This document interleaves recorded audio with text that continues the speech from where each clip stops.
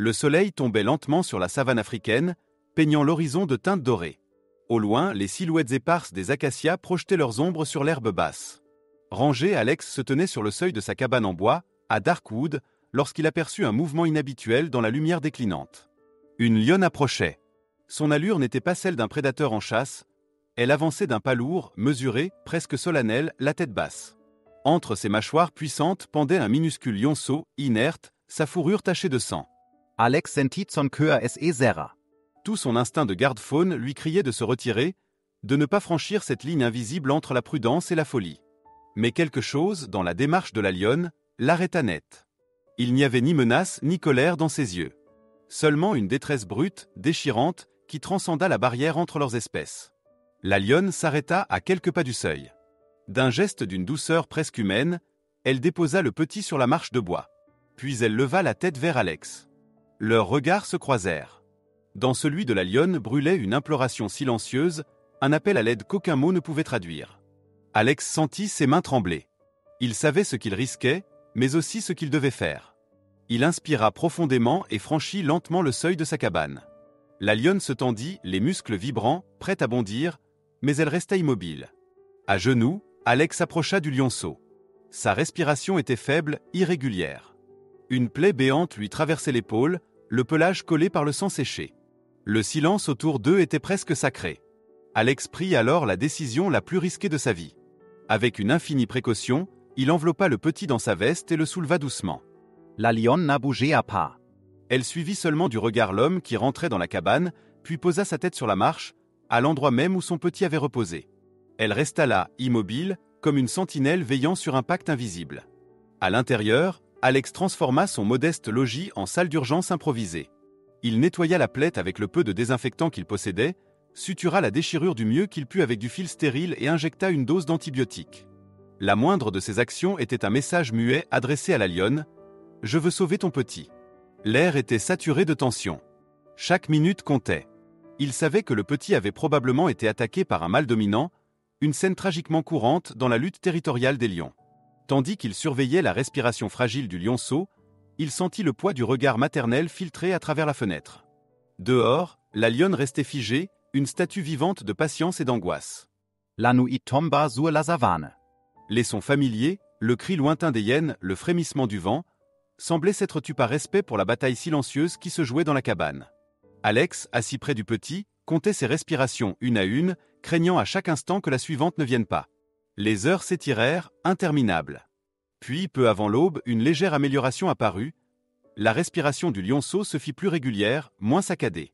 Alex sentit un flot de soulagement l'envahir. Il avait survécu à la nuit. Lorsque la première lumière du matin filtra à travers les arbres, Alex sut qu'il devait maintenant accomplir l'épreuve ultime. Transporter le petit jusqu'à la station vétérinaire la plus proche. Il installa doucement le lionceau, encore faible, dans une caisse capitonnée, protégeant sa blessure. Puis il sortit. La lionne se redressa aussitôt, un grondement surmontant de sa gorge. Alex parla doucement, d'une voix apaisante, sans la regarder directement. Il posa la caisse à l'arrière de sa Jeep, monta à bord, et démarra lentement. Derrière lui, il sentit le sol vibrer. La lionne suivait, à quelques mètres seulement, sans jamais tenter d'attaquer. Ce cortège improbable traversa la savane, sous la lumière dorée du matin. Hommes et fauves, liés par une confiance fragile. Lorsqu'ils atteignirent enfin la station vétérinaire, les employés restèrent pétrifiés. Une lionne patientait à l'entrée, silencieuse, tandis que son petit était emporté à l'intérieur. Alex expliqua brièvement la situation. Les vétérinaires confirmèrent la gravité de la blessure, fracture de l'épaule, infection naissante. Une chirurgie était indispensable. Pendant 2 heures, Alex demeura près de la salle d'opération, le cœur suspendu à chaque son métallique, chaque battement de la machine respiratoire. Enfin, la porte s'ouvrit, le petit avait survécu. Le soir venu, Alex regagna sa cabane.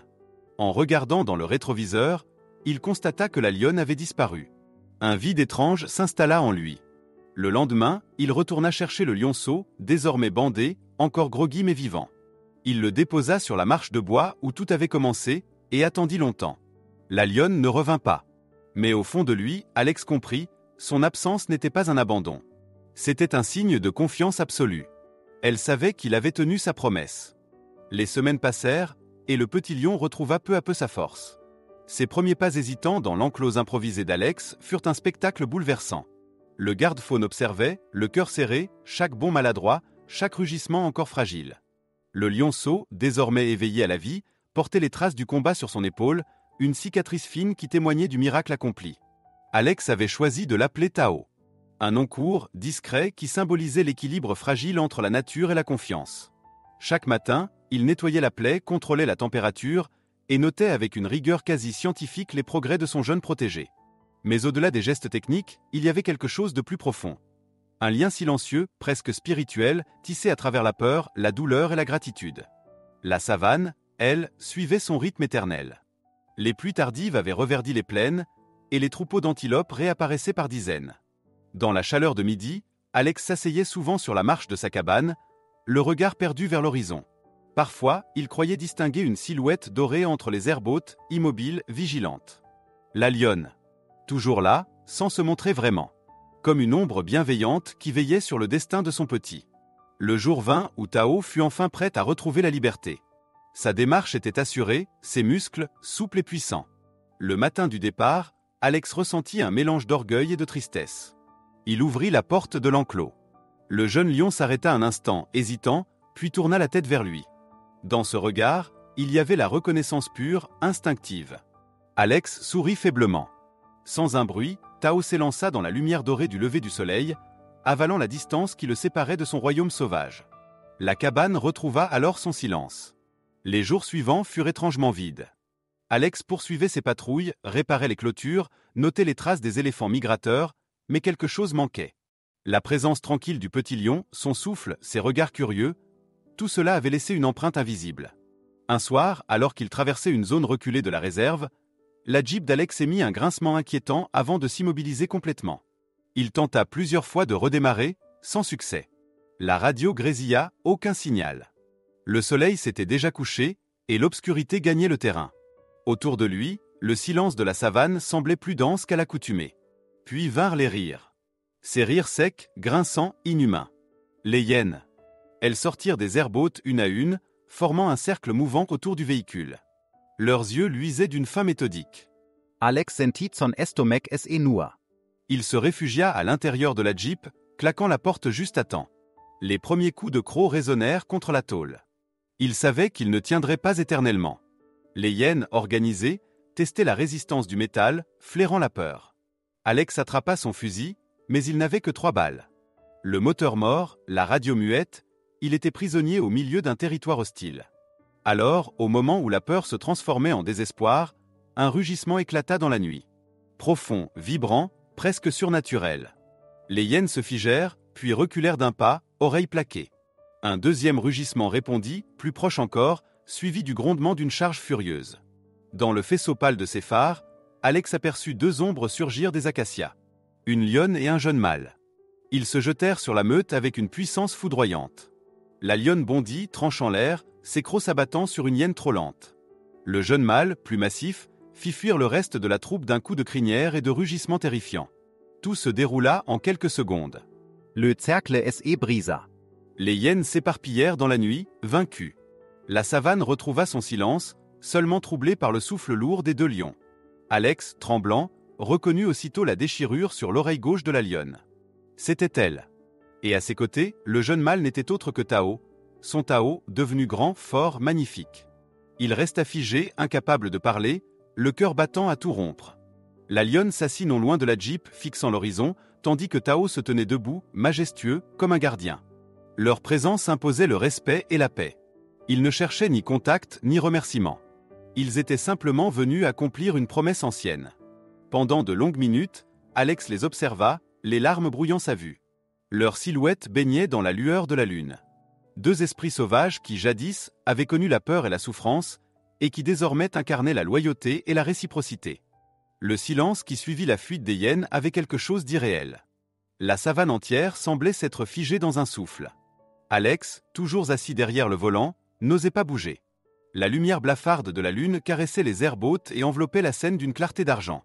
Devant lui, à quelques mètres, la lionne et le jeune mâle se tenaient côte à côte, parfaitement immobiles. Leurs silhouettes dorées, découpées sur l'horizon nocturne, semblaient issues d'un rêve ou d'une légende. La lionne leva lentement la tête. Ses yeux, profonds et d'une intelligence troublante, se posèrent sur Alex. Dans ce regard, il n'y avait ni peur ni méfiance, seulement une reconnaissance tranquille, une mémoire partagée. Il comprit instantanément. C'était elle, la même lionne qui, des mois plus tôt, avait déposé un lionceau mourant sur le seuil de sa cabane. Et à ses côtés, ce jeune mâle puissant, fier, au regard calme et déterminé. C'était lui. Ta. Le petit qui l'avait sauvé de la mort.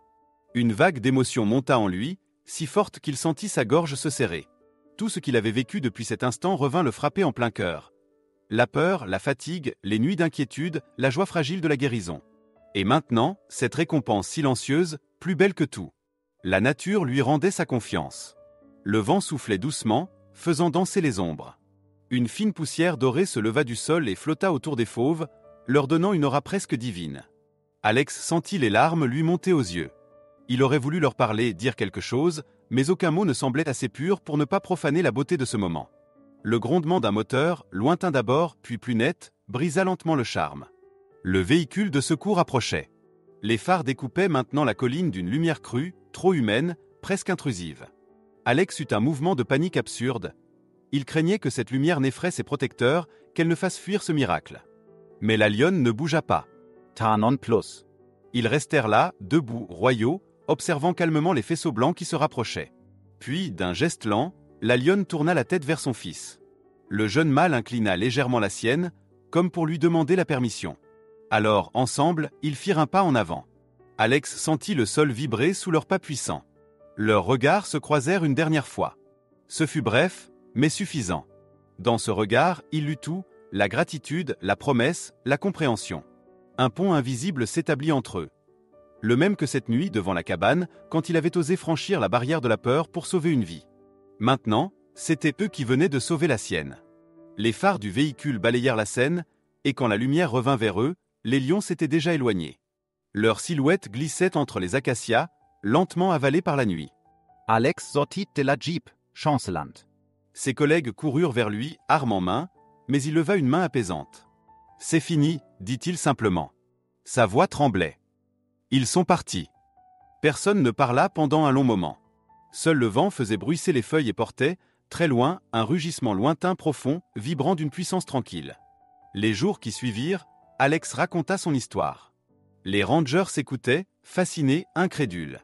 Certains pensaient à une coïncidence, d'autres à une fable embellie par la peur et la fatigue. Mais ceux qui connaissaient Alex savaient qu'il ne mentait pas.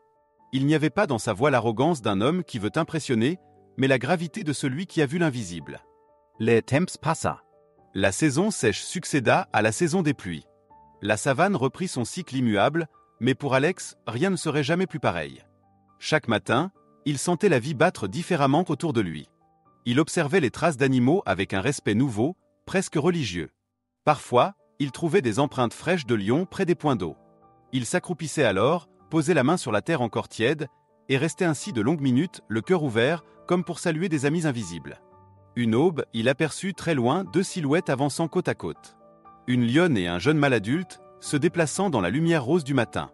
Leurs pas étaient calmes, assurés, empreints d'une majesté tranquille. Alex les observa jusqu'à ce qu'ils disparaissent derrière une colline. Il ne chercha pas à les suivre. Ce qu'il ressentait n'était ni la curiosité ni la nostalgie, mais une paix profonde. Ce jour-là, il écrivit dans son carnet. La peur sépare. La compassion relie. Ce que j'ai vu cette nuit-là n'était pas un miracle, mais la preuve que la bonté traverse les frontières du monde sauvage. Quand j'ai choisi d'aider, je ne savais pas que je venais d'ouvrir une porte vers quelque chose de plus grand que la vie elle-même. Au crépuscule, il relut ces mots assis sur le seuil de sa cabane, là où tout avait commencé. Le vent soufflait doucement dans les herbes. Au loin, une hyène riait, un oiseau nocturne chantait. Et pendant un bref instant, il lui sembla entendre, porté par la brise, un rugissement familier. Il ferma les yeux, sourit. La confiance qu'il avait donnée lui était revenue, transformée en une vérité éternelle. Dans la savane, rien n'est jamais perdu pour celui qui s'est écouté.